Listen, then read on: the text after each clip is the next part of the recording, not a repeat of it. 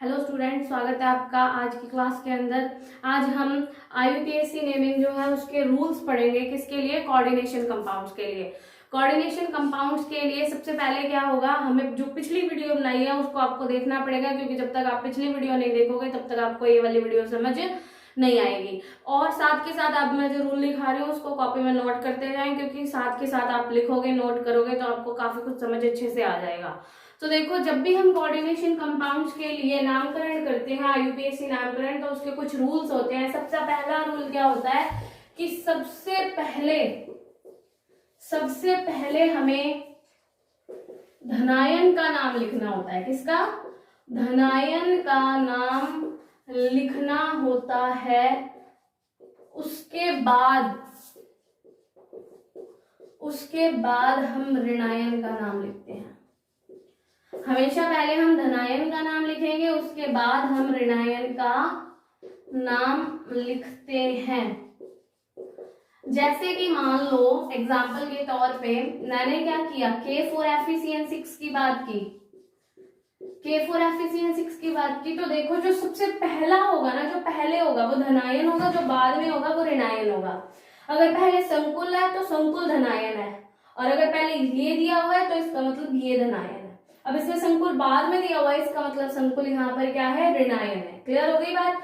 तो हमें सबसे पहले इसका नाम लिखना है पोटेशियम का, उसके बाद हमें इसका नाम लिखना है। क्लियर हो गया? सबसे पहले हमें धनायन का नाम लिखना है, उसके बाद हमें ऋणायन का नाम लिखना है। दूसरी बात देखो, जब भी हम क्या करेंगे, संकुल का नामकरण करेंगे, संकुल का नामकरण करेंगे, चाहे तो वो क्या हो, चाहे तो वो धनायन हो चाहे वो ऋणायन हो, जब भी हम क्या करेंगे, संकुल का नामकरण करेंगे, तो नामकरण हमें क्या करना है, हमेशा पीछे से शुरू करना है। कहां से शुरू करना है? पीछे से शुरू करना है। तो नामकरण हमेशा पीछे से शुरू किया जाता है, पीछे से शुरू करते हैं। जैसे कि मान लो यही है K4FeCN6, तो K4FeCN6 में जब मैं Fe(CN6-4) का नामकरण करूंगी तो नामकरण मुझे पीछे से शुरू करना होगा। जैसे मान लो ये 6 है तो क्या लिखेंगे? हेक्सा। क्या लिखेंगे? हेक्सा। फिर ये Cn है तो Cn को क्या बोलते हैं? साइनो। तो हेक्सा साइनो, मतलब इस तरीके से नामकरण शुरू करना है। लेकिन ये तो तब है ना जब एक ही टाइप का लिगेंड प्रेजेंट हो। अगर क्या है, अगर तीसरा रूल है, अगर हमारे संकुल में क्या है, एक से ज्यादा लिगेंड है, एक से ज्यादा लिगेंड है, तो हमें नामकरण अल्फाबेटिकली करना होगा। क्या करना होगा? अल्फाबेटिकली करना होगा। अल्फाबेटिकली करने का क्या मतलब है? अब जैसे पता है, मान लो 2 आ गए, एक एमीन आ गया लिगेंड, एक क्या आ गया? नाइट्रो आ गया। तो एमीन किससे आता है? A से आता है। नाइट्रो किससे आता है? N से आता है। जैसे मान लो एक मैंने एग्जांपल दिया, मैंने लिया CuNH3 की ट्वाइस Cl2, ये दे दिया मैंने। तो अब देखो, नामकरण तो हम देखो संकुल का करेंगे तो क्या करेंगे? पीछे से शुरू करेंगे। अब ये देखो 2 टाइप के लिगेंड आ गए, एक लिगेंड आ गया NH3, एक लिगेंड आ गया Cl। तो अब NH3 क्या होता है भाई? NH3, अब ये मत सोचने लगा अभी ये N है तो N बाद में आएगा। अरे इसका नाम देखना है, नाम क्या है इसका? एमीन। तो एमीन किससे आता है? A से आता है। Cl क्लोरो, क्लोरो किससे आता है? C से आता है। तो पहले क्या आता है? A, फिर क्या आता है? C। तो हमें पहले एमीन वाला लिखना है, उसके बाद हमें क्या लिखना है? Cl वाला लिखना है। क्लियर हो गई बात? तो ये हमारे 2-3 रूल है। सबसे पहले हम धनायन का नाम लिखते हैं, उसके बाद हम ऋणायन का नाम लिखते हैं। अब जैसे इसका नाम लिखेंगे तो पहले क्या लिखेंगे? पोटेशियम। पोटेशियम लिखने के बाद हमें फिर इसको पीछे से शुरू करना है। क्लियर? दूसरा क्या करेंगे, जब भी हम संकुल का नामकरण करेंगे, अगर उसमें एक ही टाइप का लिगेंड प्रेजेंट है तो हमें क्या करना होगा? उसका नामकरण पीछे से शुरू करना होगा। पहले लिगेंड और सबसे लास्ट में लिखा जाता है धातु। ठीक है? अगर हमारे संकुल में एक से ज्यादा लिगैंड है तो हमें नामकरण क्या करना होगा, अल्फाबेटिकली करना होगा। अब देखो नेक्स्ट हमारा जो रूल है वो क्या है, नेक्स्ट हमारा रूल ये है, चौथा रूल हमारा है कि अगर हमारे ब्रैकेट पे माइनस का चार्ज है, कौन सा चार्ज है, माइनस का चार्ज है, अगर हमारा ब्रैकेट जैसे ये है FeCN6-4 हमारे ब्रैकेट पे माइनस का चार्ज है, तो धातु का जब नामकरण करेंगे तो धातु के नाम के लास्ट में 8 वर्ड आएगा। क्या आएगा, 8 वर्ड आएगा कि अगर हमारे संकुल पर कौन सा ऋणावेश है, अगर हमारे संकुल पे ऋणावेश है तो धातु के नाम के अंत में 8 शब्द आता है। कौन सा शब्द आता है, 8 शब्द आता है। लेकिन अगर हमारे ब्रैकेट पर, हमारे संकुल पर पॉजिटिव चार्ज है, कौन सा चार्ज है, पॉजिटिव चार्ज है, या फिर उदासीन है, चार्ज है, 0 चार्ज है, तो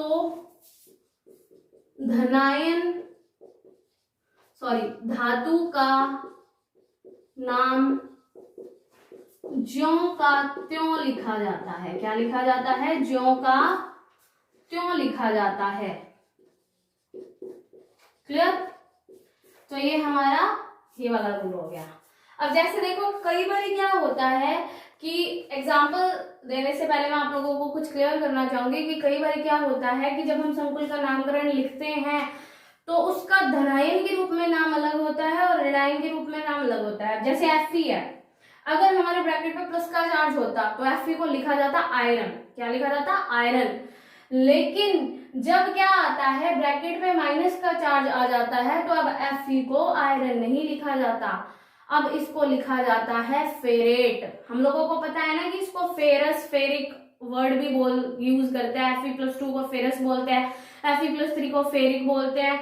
तो अब हमें क्या करना है, अब ऐसे तो कर नहीं सकते आयरन +8 = आयरन 8, ऐसे नहीं होगा। इसका धनायन के रूप में तो नाम क्या है, आयरन है, लेकिन जब इसके ऊपर ब्रैकेट पे क्या आ जाएगा, माइनस का चार्ज आएगा, तो अब मैं Fe को आयरन ना लिखकर क्या लिखूंगी, फेरेट लिखूंगी। तो मैं कुछ एक एग्जांपल्स आप लोगों को दे रही हूँ जिसके अंदर ब्रैकेट पे प्लस चार्ज होने से धातु का नाम अलग होगा और ब्रैकेट पे माइनस का चार्ज होने से धातु का नाम अलग हो जाएगा। तो देखो कुछ एक एग्जाम्पल्स,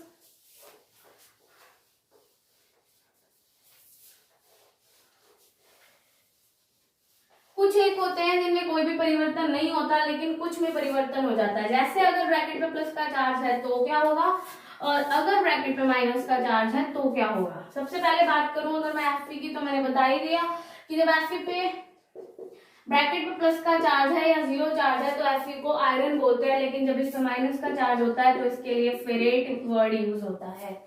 अगर मैं बात करूं किसकी, Ag की, Ag क्या होता है, Ag होता है सिल्वर। क्या होता है, सिल्वर। जब धनायन होगा या उदासीन होगा तो सिल्वर होगा, लेकिन अगर ब्रैकेट में माइनस का चार्ज आ गया तो अब इसको लिखेंगे अर्जेंटेट। क्या लिखेंगे, अर्जेंटेट लिखेंगे। क्लियर।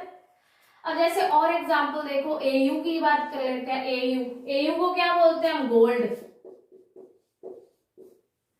गोल्ड बोलते हैं, लेकिन जब उसमें माइनस का चार्ज आ जाएगा तो इसको बोला जाएगा ऑरेट, क्योंकि इसका नाम ऑरम होता है, Au यानी ऑरम, और अब इसको क्या लिखेंगे, ऑरेट लिखेंगे।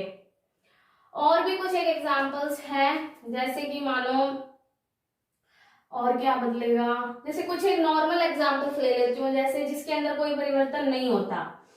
इसके अलावा जैसे मान लो अगर Pt आ जाता है, Pt, तो इसका ब्रैकेट पे क्या नाम होगा, प्लेटिनम। अगर चार्ज ब्रैकेट पे प्लस का है तो इसको प्लेटिनम बोलेंगे, लेकिन अगर माइनस का चार्ज है तो इसको क्या बोलेंगे, प्लेटिनेट बोलेंगे। ठीक है, इसमें कोई परिवर्तन नहीं हुआ। देखो प्लेटिनम, प्लेटिनेट, लेकिन उनमें पूरा का पूरा बदल गया कि नहीं बदल गया, तो ये हमें चीजें याद रखनी है। अब जैसे कोबाल्ट आ गया तो इसको क्या बोलेंगे, कोबाल्ट, यहाँ क्या बोल देंगे, कोबाल्टेट, ठीक है। अगर Ni आ जाता है तो इसको क्या बोलेंगे, निकल, और यहाँ पे क्या बोल देंगे इसको, निकलेट। अब जैसे Hg आ गया, Hg, तो Hg को क्या बोलते हैं, यहां ही लिख देती हूँ मैं, जैसे मान लो यहां लिख देते हैं थोड़ा सा, Hg आ जाता है तो इसको बोलते हैं मरकरी या मर्क्यूरी, और यहां इसको क्या बोला जाता है, मर्क्यूरेट, ठीक है। इसके अलावा और भी बहुत सारे एग्जाम्पल्स हैं जो अपने टाइम से करते रहेंगे। तो इसके अलावा अब देखो हम बात करते हैं नेक्स्ट रूल की, कि हमारा नेक्स्ट रूल क्या है।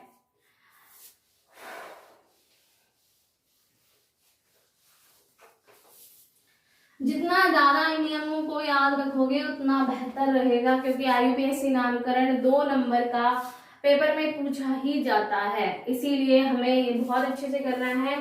नेक्स्ट रूल देखो, अगर लिगैंड के नाम में डाई, ट्राई, टेट्रा, पेंटा ये शब्द आ जाते हैं, क्या आ जाते हैं, ये शब्द आ जाते हैं, तो अब इन लिगैंडों में 2 लिगैंड के लिए मान लो ऐसे आ गया En की ट्वाइस, ठीक है। तो अब इस वाले 2 के लिए मैं डाई शब्द का इस्तेमाल नहीं कर सकती, मुझे इस 2 के लिए किसका इस्तेमाल करना पड़ेगा, बिस, किसका, बिस का इस्तेमाल करना पड़ेगा, ठीक है। 3 लिगैंड्स के लिए किसका, अब मैं यहाँ 3 के लिए ट्राई का इस्तेमाल नहीं कर सकती। अब जैसे ये En है, En का नाम क्या होता है, En का नाम होता है एथिलीन डाई एमीन, तो देखो इसके नाम में डाई आ गया कि नहीं आ गया, तो अब इसके नाम में डाई आ गया तो मैं इसके 2 के लिए डाई शब्द नहीं लगा सकती, मैं इसके लिए लगाऊंगी bis ethylene diamine, clear. 3 ligands के लिए आता है ट्रिस, क्या आता है, ट्रिस आता है। अब मैं इसको ऐसे नहीं बोलूंगी ट्राई एथिलीन डाई एमीन, नहीं ऐसे नहीं बोलूंगी, मैं इसको ऐसे बोलूंगी tris ethylene diamine, clear हो गई बात। 4 के लिए क्या आता है, 4 के लिए टेट्राकिस, 5 के लिए पेंटाकिस, इन शब्दों का इस्तेमाल किया जाता है, क्लियर हो गई बात। तो ये हमारा जो रूल था, ये अभी तक हमने क्या किया, इनके नामकरण के बारे में पढ़ा। इसके अलावा देखो एक टाइप का और है, जैसे अभी मैंने एक एग्जांपल्स दिया था, ये वाला H2O4, CONH2, NO2, CO, NH3 की ट्वाइस, Cl2SO4, मान लो मैंने एक दे दिया। तो ध्यान से सुनो कि ये जो होते हैं ना ऊपर और नीचे, जिनको ऐसे तीर लगा के लिखा जाता है, इन्हें बोला जाता है सेतु लिगैंड। क्या बोला जाता है, सेतु लिगैंड बोला जाता है इनको, ब्रिज लिगैंड। और जब भी हम इन लिगैंड को लिखेंगे नामकरण के दौरान, अब जैसे ये क्या है, ये है, क्या होता है NH2-, हम लोगों ने पढ़ा है, इसको बोलते हैं एमिडो। ये क्या होता है, नाइट्रो। तो इनके नाम के आगे हमें म्यू लगाना है, क्या लगाना है, म्यू। तो इसका नाम क्या हो जाएगा, म्यू एमिडो, म्यू नाइट्रो।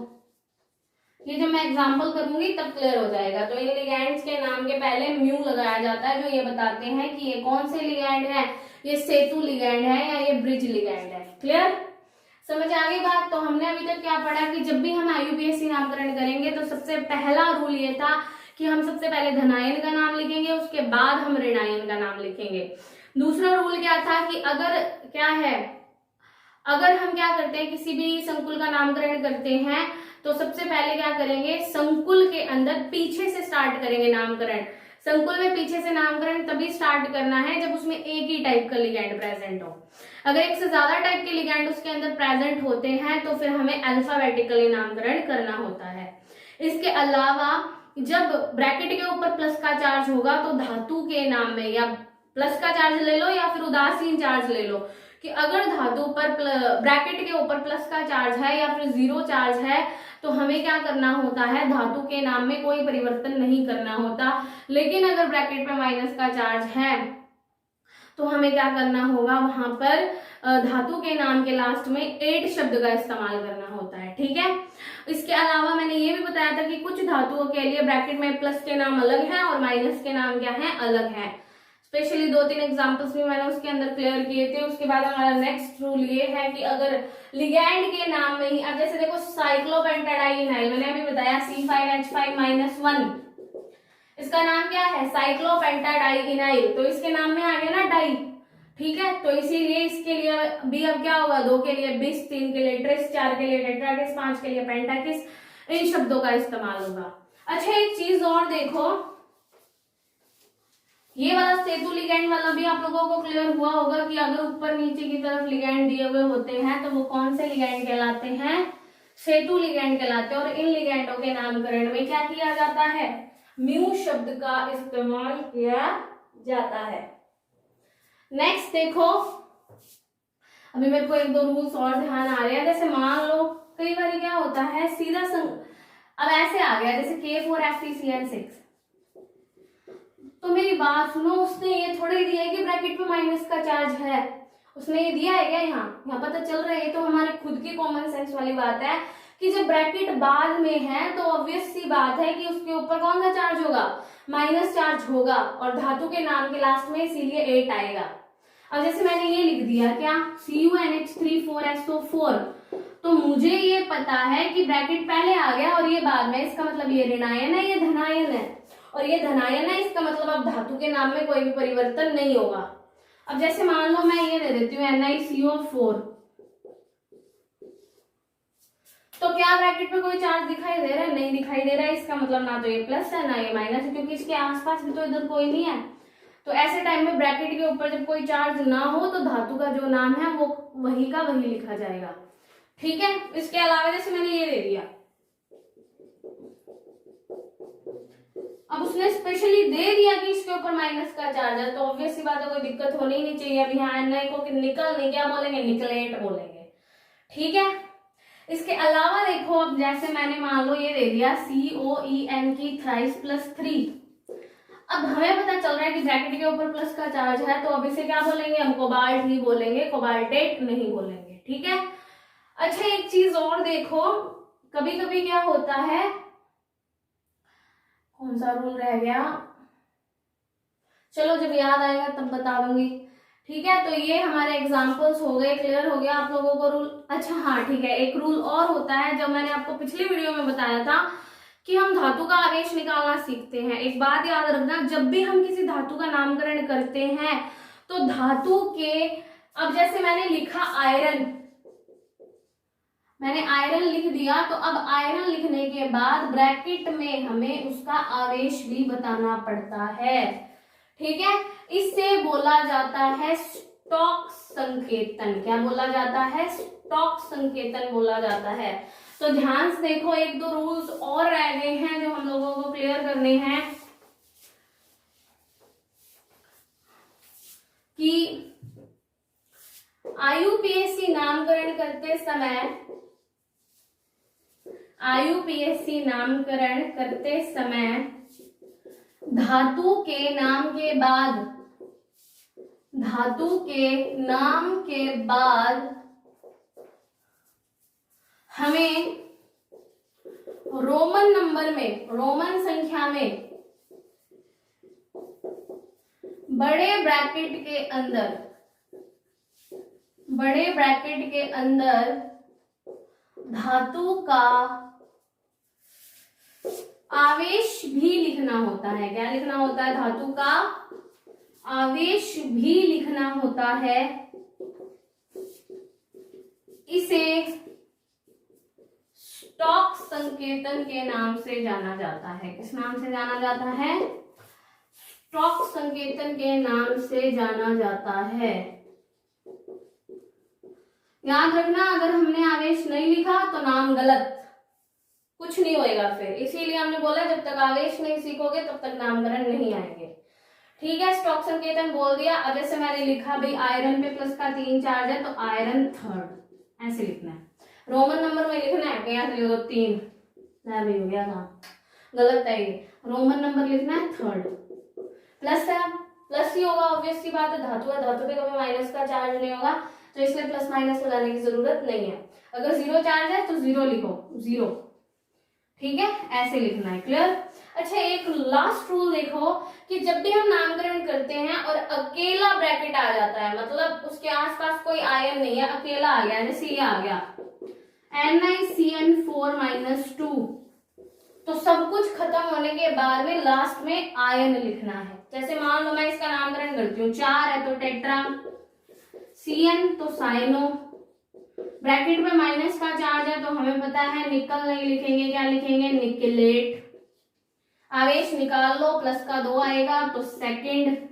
अब लास्ट में हमें लगाना है आयन। क्या लगाना है? आयन।